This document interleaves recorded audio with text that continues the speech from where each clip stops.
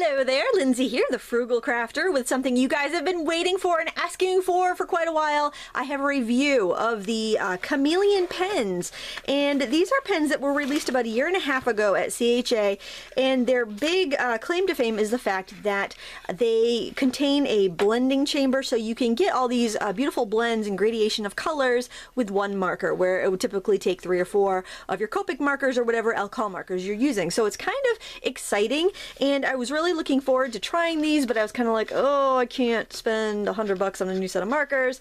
But I did contact the company and ask if I could have a sample, and they sent me the whole set. So thank you guys for that so much. And I recommend that if you get these markers, actually I recommend this with pretty much any markers, that you swatch them out. And on the website they have a couple printables. This one here is so you can see how long you leave the blending chamber on, how long it blends. And I'm just gonna, let's go to this other one. I'm gonna explain that more in a second. So this is like a swatch for all your colors. Now I ended up with 2 hot cocoa markers and no bark marker in my set, so that's why there's no bark there. And I'm sure they'll just, you know, they would just replace it if you purchased a set and that happened. But that's why I don't have a bark there. And I think the bark is probably a little bit darker than the hot cocoa. Now I use this on Nina Classic Crest Super Smooth Solar White. It's my favorite marker card for alcohol markers.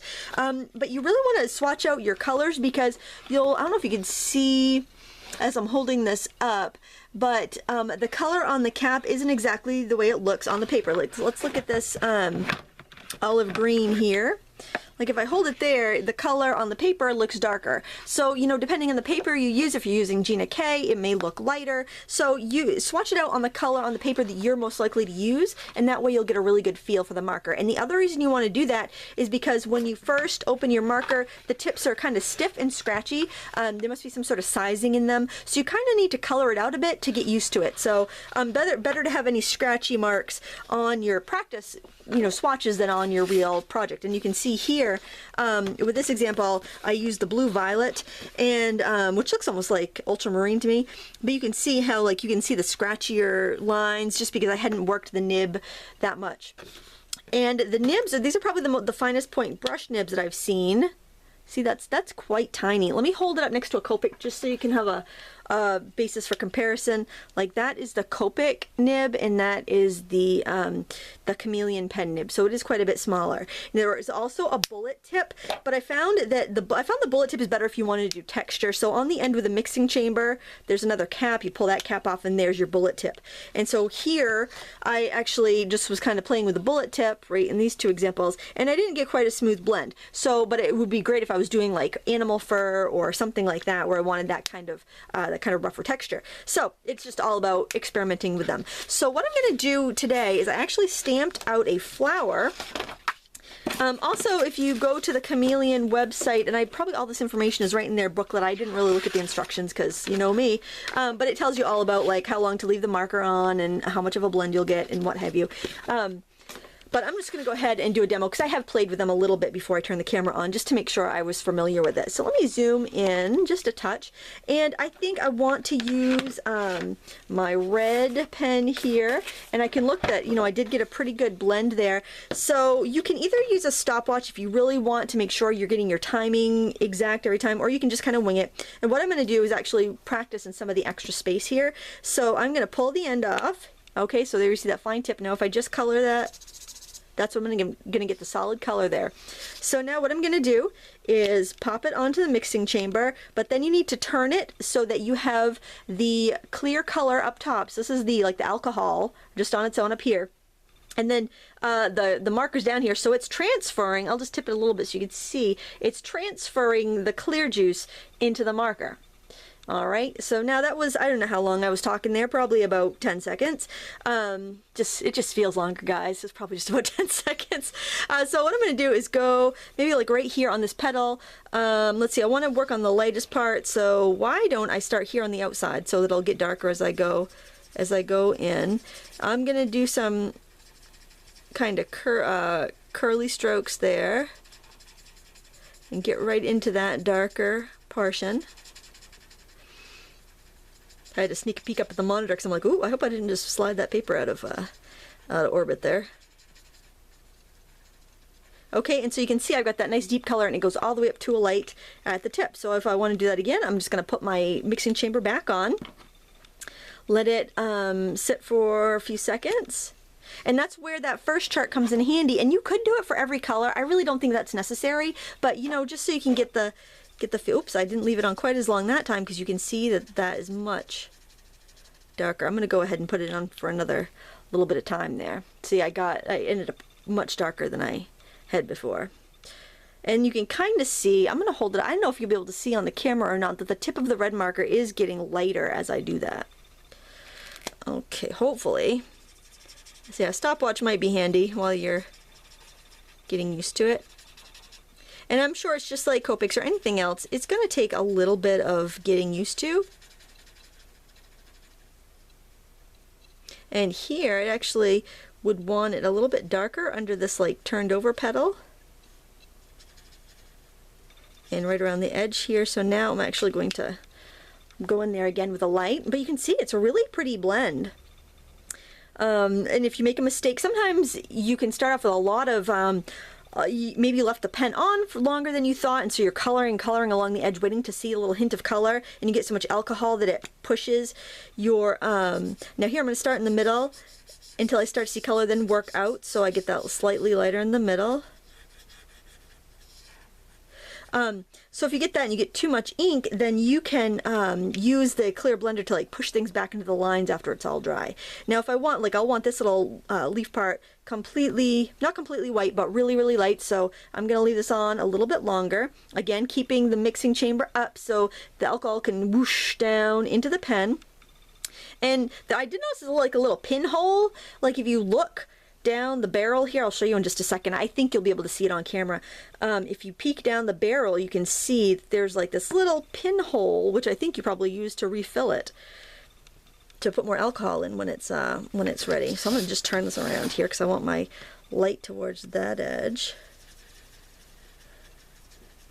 And so, you know, I'm going to go a little ways until I start to get it as dark as I want it, and then I'll start pulling it out to the edge.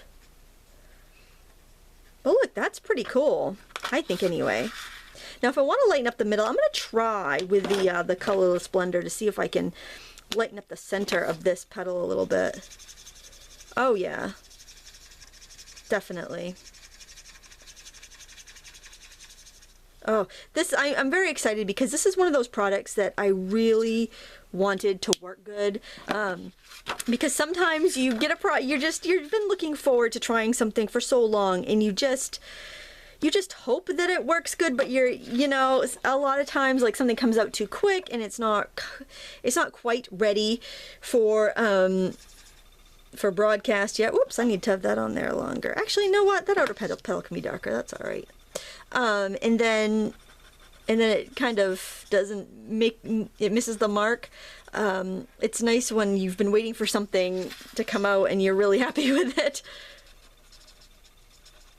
I think that, I don't know if this would replace all of the markers, because I do have a lot. I've collected quite a bit, and it definitely has a learning curve to it if you're used to the other markers. I think, you know, if you're not really used to the other markers, you might actually find these pretty easy. I'm not saying they're difficult. Oh, you know what it was? Look at that. Okay, there, I'm going to show you that. Look, I had the marker laying down with the mixing chamber on. I didn't realize it. I was distracted. Go figure. And so instead of the clear going into my marker, the marker color went into the clear. So that's why you want to always have your marker with the mixing chamber up when you're trying to shoot the clear into your marker, when you're trying to get that clear fluid in there. So learn from my mistakes, people. Learn from my mistakes. Look at that. See, I'm turning around all the time. I get sidetracked. All right, hopefully we have enough of a gradation here. And there are tutorials online. Sometimes they speed this part up. So, you know, just be aware, and, you know, you'll have to do your own practicing to be able to get the feel for how long it's going to take. So as long as you're, you know, cautious of that and you're, you know, paying attention, I don't think you're going to have much trouble. That's kind of, I think the big challenge is when you're working in a larger area like this petal here, to try to get that large blend where I would just kind of go in with my dark, then go in with my middle, then go in with my light. So that's going to take a little bit of learning curve for me. But then again, I could probably just go ahead and use the clear blender and do that too. I hope this isn't too long and boring for you. I think I'll also show you like some of the colors in the middle. I don't know if I'll do every petal for the tutorial here.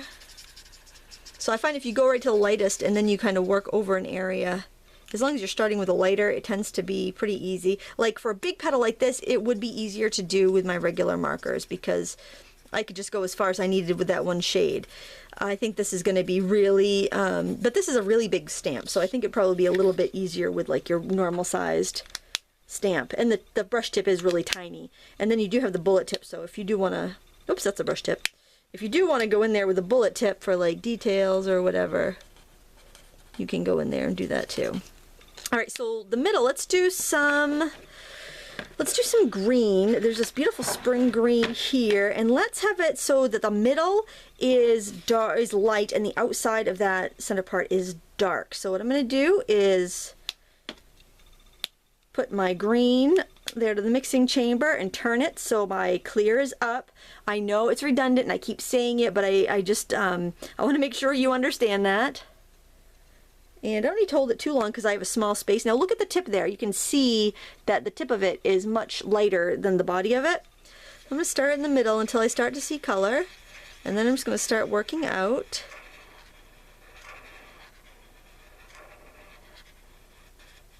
Until I have that as deep as I want. Look at that. Now that was really easy blending. Now I'm not sure if the next part should be purple or yellow. I'm trying to remember. I think it's yellow. I think maybe there's purple dabs on it. Let's try that. We could do that actually. I'm having a hard time getting my markers to stand. I don't have enough space on my table is my my issue. I'm gonna go with this yellow here. I don't know if I'm really gonna see. I think I'm just gonna color it in because I think I'm gonna color it in and then maybe dab in some purple. That'll look interesting. And we'll use the bullet tip. We'll try that on for size, won't we? Let's do that.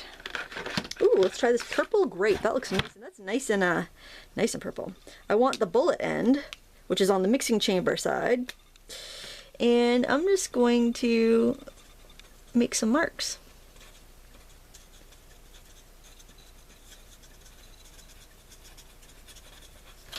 Alright, so there you can see, I'll finish coloring this and I'll put it on my blog so you can check it out, thefrugalcrafter.wordpress.com. Now I want to show you with this one because I love the way this one blends. I'm just going to do a little blend out for you here. So again, mixing chamber on and tipped up. I don't know why. It's so funny because purple is a really hard color to blend typically, but it blends really well with this method for some reason. So that's kind of fun. So we're going to do that here just because I like the way the purple looks when it blends. And we're waiting for it to transfer. Well, while we're waiting for this to transfer, let me tell you about our sponsor this month at the Frugal Crafter YouTube channel. It is Renee Christine from richmombusiness.com. If you're thinking of starting a craft business online, make sure you check out her free 3-video course available at richmombusiness.com/handmade training. And that's what you call good use of waiting time, I guess. All right, so I'm going to start here and I'm just going to go back and forth. I'm making sure to overlap my lines so that I get a nice smooth blend. So I'm always keeping that wet edge. But look at that. Doesn't that blend nice? So there you go. I think they're great, but they are going to take a learning curve. If you're used to using multiple markers to get your blends, it's a little trickier. It's trickier to use these on a larger surface. On smaller items, it works really well. Like if you're trying to do a sphere, it works really great. Let me just show you here. Like to do a little sphere, like a marble or something. Hopefully I left that enough.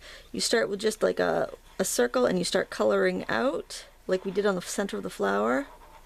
And you get like a perfect balloon or grape or whatever. You know, look at that. Isn't that cool? But, you know, give them a try for yourself. I think they're great. They do sell them in smaller packs. In fact, I was just looking at my Blick sale catalog and they had the 22 set on sale for $79, but they also had 5 marker sets. So, you know, if you want to try with something smaller, maybe supplement the collection of markers you already have, I think it'd be a great choice. And there is my chart that I colored out, just so you can see how some did have more of a blend. I think maybe I didn't have my cap on tight enough for the olive, but all in all, I think they're fantastic, and I want to thank them for sending these to me, and I think they're a solid product. But then again, you know, it's up to you. If you already have a bazillion markers, and you probably don't need these, but if you're, you know, looking for a way to get into alcohol markers where you can do the blends and not really need much else other than an introductory set, then this is a great choice. So I want to just let y'all know that. And if you have any questions, don't be shy. Leave the questions in the comments below, and I will help you out as best as I can. Now, I'm a beginner at these. I just got them last week, and I just opened them today. So I'm happy to share whatever I know with you, but there's a lot of information on their website as well, and I will put a link in the video description to that. So thank you very much, and until next time, happy crafting.